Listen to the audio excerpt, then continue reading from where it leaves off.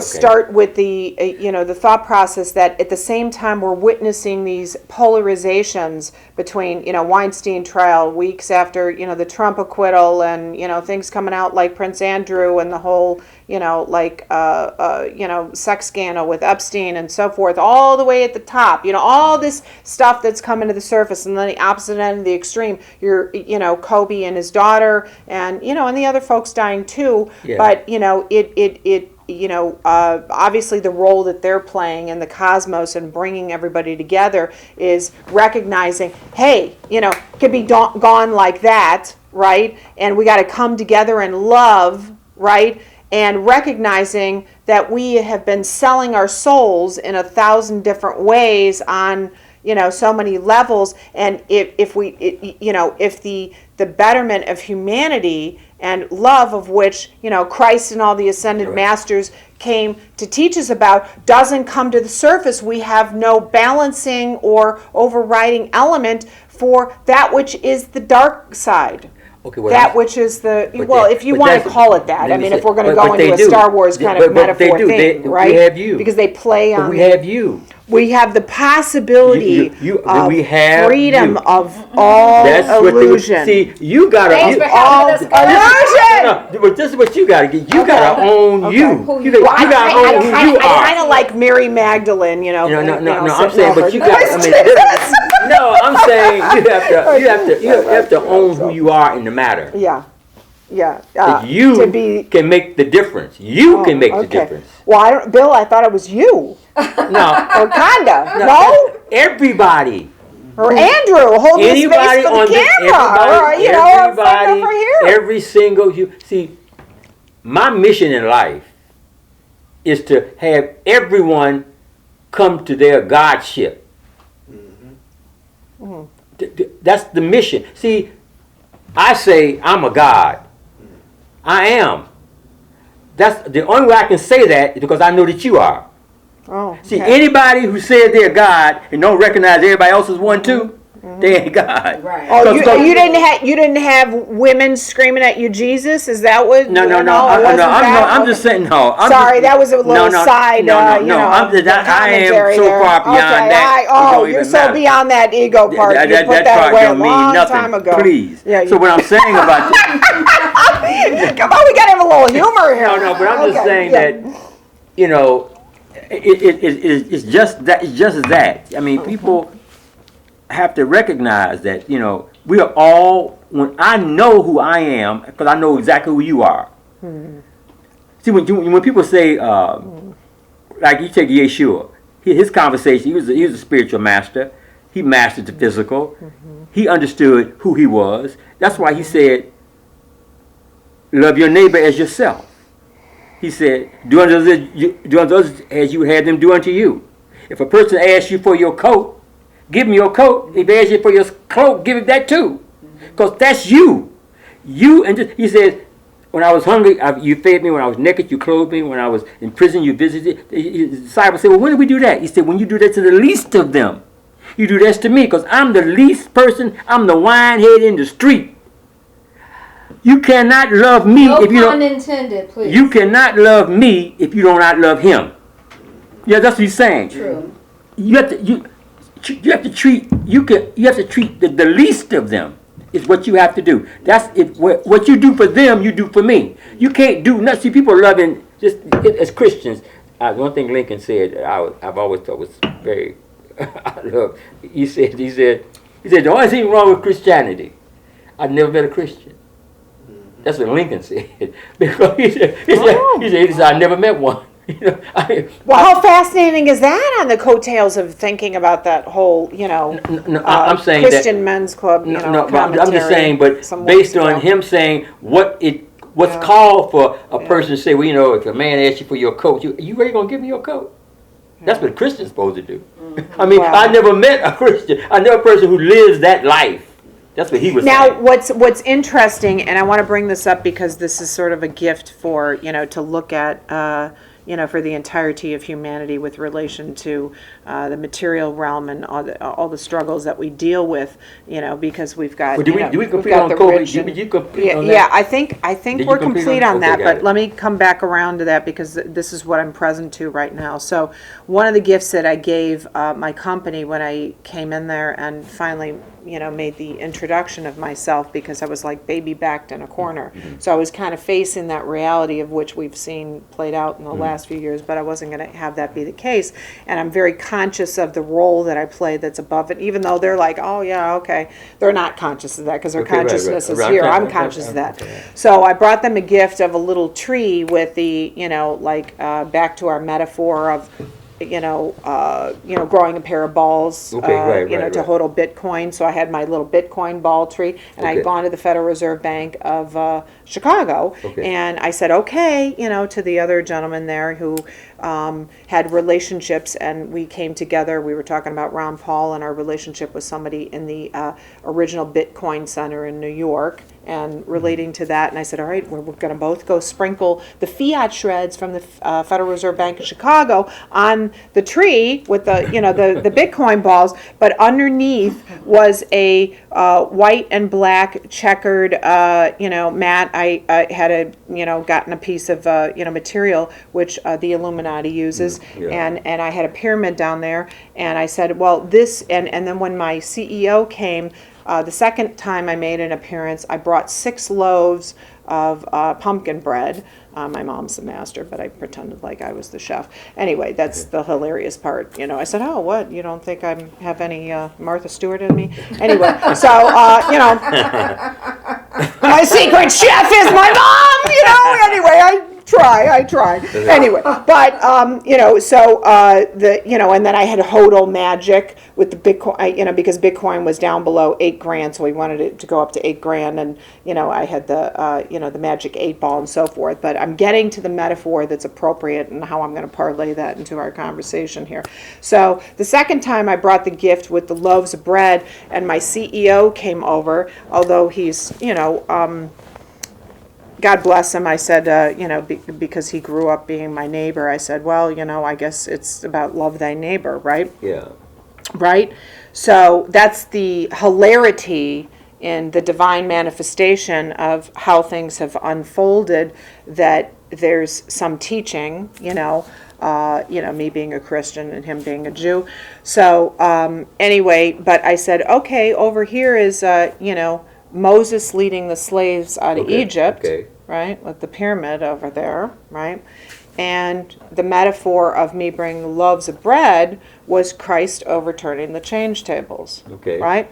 So the irony in my dynamic inside of the company is that I personally am holding the space for overturning the change tables inside the company that represents, the possibility of freedom of illusion on the material realm for all of humanity, and they're playing out the same dynamic of which every CEO and every, you went to Northwestern, every, major whatever, Ivy League, and,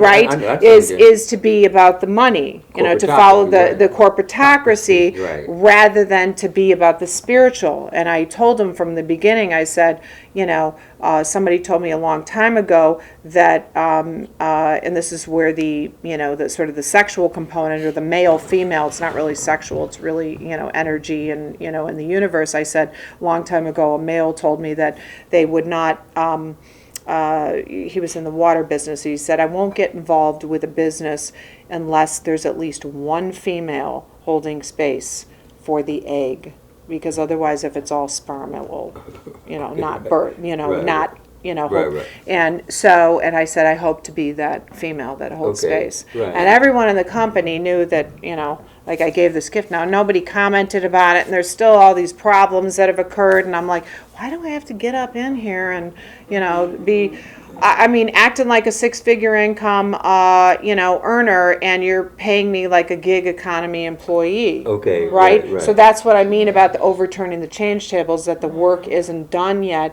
but I realize that, and I think everybody is facing that struggle in our culture of trying to change the material realm on the material, and the struggle is even for someone like, me, to recognize that the only way to make that change is on the spiritual. And even recognizing the current dynamics of what's going on. I went down there and they weren't going to allow me in on the property like they had in the past. And I'm like, okay, Mercury's retrograde. All right, okay, it's not meant to be. And I had the conversations with the people I did to get some conversations complete on the outside. And I recognized, well, okay, that's just how it was supposed to be. So you have to sort of continue to hold space and recognize that everything isn't perfect as you're going about holding space to make those changes. What I'm saying is, I'm agreeing with you, but see, when you say you're going to you're taking a stand, you're holding a space, you're taking the stand. Yeah. And but we get challenged. Yeah, but you're going to be challenged, and you say it's a spiritual, but spiritual has to make itself manifest physically. Yeah, right. There's a physical manifestation of that which you are that you want to see in your bank account. I mean, you want to overturn the table. Yeah. Because you want it to be something that's going to be beneficial to people. Yes, but I'm not the recipient I know you're not. The benefit of but you want it to be all that residual income in my life. The CEO and the COO are. I got that. But you see, but not only are you, neither are other people.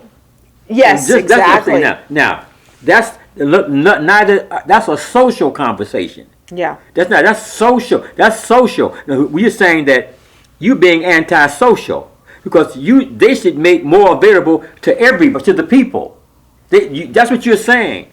More of what you are generating should be made available to the people. That's called social. Yes. There's another word for it called socialism.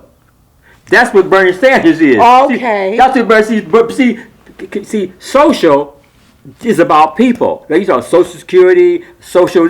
That's about people. See, people understand how you got Social Security. See, Social Security came with FDR. Bought in Social Security. He didn't want to bring. Yeah, but that Social Security number is how I'm not talking about Social Security number. Okay, got it. I'm talking about 25 million people ain't got no job. Mm-hmm. We're in the middle of a depression.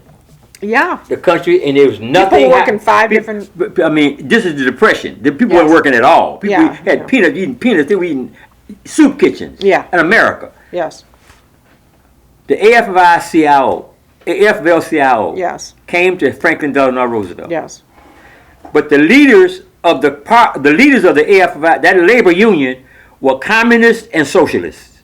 The leaders. Yes. You understand this now? Yeah. Mm-hmm. They told Franklin Delano Roosevelt that unless you give us what we want, it's going to be a revolution in this country. Mm-hmm. We're going to overturn this country. Because the Bolshevik Revolution had happened in 1917. Mm-hmm. So it was right 10 or 15, 12 years before. They were very clear about that. And the capitalists did not have an answer. So Roosevelt took back, because he was a capitalist himself. He come from a wealthy family. He went back to the capitalists and told them what the AFL-CIO told them they had to do. And they capitulated. They agreed. Check it. They were taxed at 95%. Roosevelt got those capitalists give up 90%, because that's how dire this country was. He taxed them at 95%, and then and this is what he did. He said, we're going to give a guaranteed income to people at 65. That was Social Security. That had never happened. That's where it came. Those were the socialists who did that. They forced this. They're the ones who forced Roosevelt's hand. Then he said, then they also said, we want unemployment. If a person loses their job, we want them to get compensation. That's unemployment compensation. Right. They also said, we want a minimum wage. Yeah. That was the first minimum wage. He also said, they also demanded that they not only give them a minimum wage, but that they have, unemployment compensation, minimum wage, that's Social Security, unemployment compensation. They also had 15 million. He hired. This is the first time in the history of this country that the government hired people. to work. They built it. They took 15 million Americans and put them to build the infrastructure, roads, bridges. Yes. That was the socialists who did that. Okay, they made them tax them at 9. Then he created FHA. Yeah. Federal grant. That's when the government guaranteed mortgages. Yeah. That's what made it possible for everybody to get, because the banks weren't going to loan people no money because they didn't have no collateral. So the bank, said, the government's going to back y'all's loans. Yeah. That's Fannie Mac and Freddie Mac. All that came on the road. But that's what happened. And this is what they did. When Roosevelt died, they went in and passed the law, the Taft-Hartley Act of 1947, among other things, that said this. No socialists or communists can hold any role in a new labor union. Period. Then they came and they told, and then in 1953, under the McCarthy hearings, he said, no socialists or capitalists can hold a position in a university. You can't teach no courses in socialism or communism in any universities in America. Period. For 50 years. Wow. The only company in the world. That's because he taxed them at 95%. Wow. That's what this boy's talking about. So when Bloomberg went after him and he goes, oh yeah, that was a low blow, calling him a communist. Right, and he said the but socialists are the wealthy, and then they were commenting about his 3 beautiful $1 million homes. But what I'm telling you, see, people just when you start talking about what is Sanders says, I want. He's saying the same thing. I want universal health care. Everybody's going to have health care. Everybody's going to have dental care. Not if they're going to start jacking up with vaccines. That's a whole other conversation. Oh, you're going to bring Obama over here, whose father was a communist? Oh, sorry. No, his father was a communist. He studied with a Marxist. FDR. They called FDR a socialist. That was that they labeled him. A socialist. He was. With everything he did. Who was a socialist? FDR. We're back to FDR. Okay. And but they capitulated to him. The country was so dire. They knew that if they don't make these concessions to the American people, it was very likely this country would have become a socialist country. They threatened him with revolution. It's written. You can read the documents if you just. I'm a political scientist. That's what I started telling my. I went to law, but that was my undergrad work. So what I'm saying, I took the time to study that. But the bottom line is that's what that happened. So that's what the New Deal was. It was the socialists and the communists that saved capitalism. They're the ones who saved this country. Oh, wow. Oh, is everybody having like a, oh my God. You understand that? What? Say that again. It was the socialists and the communists. You gotta get that. What? The socialists and the capitalists? Socialists and the communists. Oh, communists. Oh, yeah. Saved capitalism. Oh. They're the ones who forced FDR, who was a capitalist, to make all. Listen, they were taxed at 90. Damn, Bill, that's a quote. They were taxed at 95. The whites were taxed. The people in this country were taxed at 95%. Until all the way through the Eisenhower. And in 1970, they were still being taxed at 71%. But Roosevelt asked for 100%. Wow. But they held out for 5%. That's all the wealthy got. Because the country was bankrupt. Yeah. They forced those billionaires, all those Rockefellers, and all to give it the Fords to give up all that money. Those goddamn. Okay, sorry. You understand? But now they got twice as much money. They got 10 times more money now than they had then. Oh yeah, all right. And then they trying to hold on to their money. And I'm gonna tell you, they coming after Bernie Sanders now. He's gonna be the devil incarnated. I'm serious.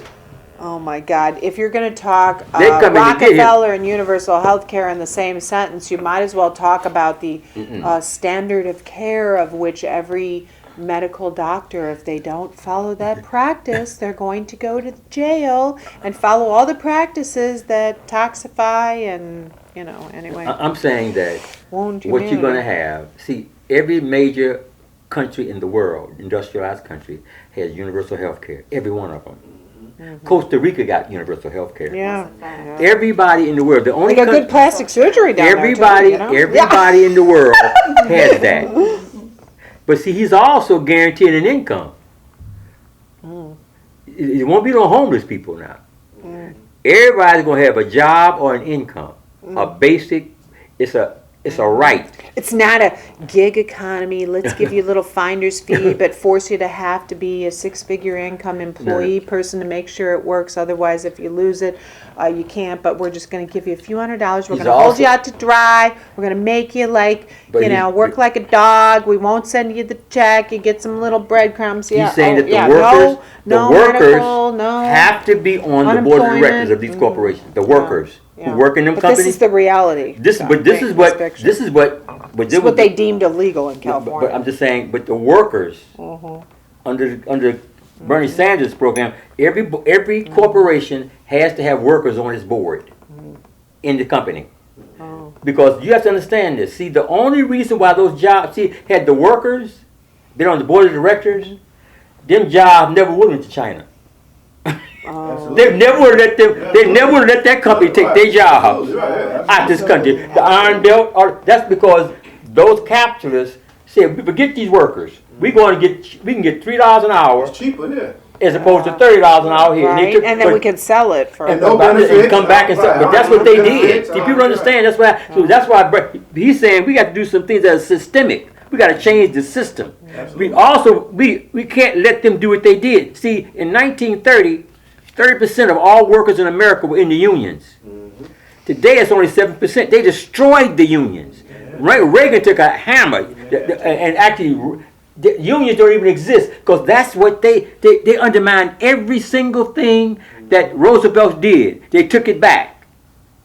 They took everything back. Wow. They locked the communists out. You couldn't teach socialism and capitalism in no universities. You couldn't produce a movie. The Hollywood, they put actors were blackballed under the McCarthy hearings. Hollywood could not produce any movies that dealt with communism or socialism. But we can do war. We can do. But I'm saying that's why Americans don't know anything about this. I have a degree in political science. I never had one course on socialism or communism. I have a degree in political science. Yeah. I had to go outside after I graduated and put myself in a Marxist class where I got a chance to study Marxism. Because I was trying to figure out why is it half the world was under communism, Russia, China, and I can't study nothing about this. Well, what's priceless is I spent time around when Aaron Russo was still alive. Okay. He spent millions of his own dollars in producing the film Freedom to Fascism. Okay. In which he interviewed Ron Paul, he interviewed Sherry Jackson, who was the former IRS agent, of whom I could have called a personal friend at one point in time, who was the IRS agent that was challenged 20 grand to try to prove the law and couldn't find any evidence. Eventually she went to jail and she wrote 7 books in jail, very Christian woman, and understood it to be a whole system and so forth. But anyway, spending time around Aaron Russo before his death and when he came out with that film, and he was here in Chicago. Yeah, exactly. The most profound moment for me was to come out of one of the films, and there was a astute, very African American fellow who turned to me and he said, "Michelle," he said, "I graduated from one of the most prestigious school of economics in the country, University of Chicago, right here." And he said, "Something didn't compute or make sense to me until I saw this film." I'm clear about that. And it was all about understanding that there really is no law to pay income taxes. Absolutely. Like, what's that about? So how does that, so that gets off onto a different tangent, but the point is to understand that, again, freedom of illusion, and to understand, and also Aaron Russo shared with us, of which we videotaped and posted at that time. He said, I was around some Rockefellers at the time that they said that they actually financed the women's freedom suffrage movement. They financed it to make sure that we were part of the taxing. I'm just saying, but what I'm saying is that so the truth goes it gets really deep down a I'm rabbit clear about hole. that. It really does. Yeah, And so yeah, I'm we're simply just saying- alluding to but things just on the going back to surface. the Because IRS. your profound moment of understanding the, the socialists and, Oh, yeah, and right. the communists. Oh, yeah, I'm clear about then- ideology, the whole yeah, philosophy, the the ideology implica- that, See- but they in See, France has a essence socialist had to government. finance France- bringing back capitalism. Like it's like when you understand that the powers that be gave birth to the alternative spiritual movements, to and the 60s and all the the crazy stuff that's occurred, because there's another reality that exists, that See, they're like the- they want us to be fighting against ourselves. They want us to they be wanna so create their busy. reality. They They want want no, you to they create want your reality. Americans Yeah. to be dumb. Yeah, they want Yes, to that's Listen, be dumb. clear about this. And wanna he's create so their busy. reality. The Americans do not know that France has a socialist government. Right, absolutely. Americans does not know that Spain has a socialist government. Portugal has a socialist government. Greece has a socialism is all over the world. Yeah, right. But the last thing, but you don't get it on CNN. No. You go, they have Bernie Sanders look like he's some kind of an aberration. Yeah. He's just some from out from space. How Yeah, could you he's possibly like- talk about having this? We all know Denmark and Sweden and Scandinavia. Everybody knows about that, but people don't know that these countries are socialist. Every major company, every country in the world got a socialist, communist party. Britain got a socialist party, communist party in their parliament. France got Belgium. Every country. We're the only country in the world that has the position on socialism and communism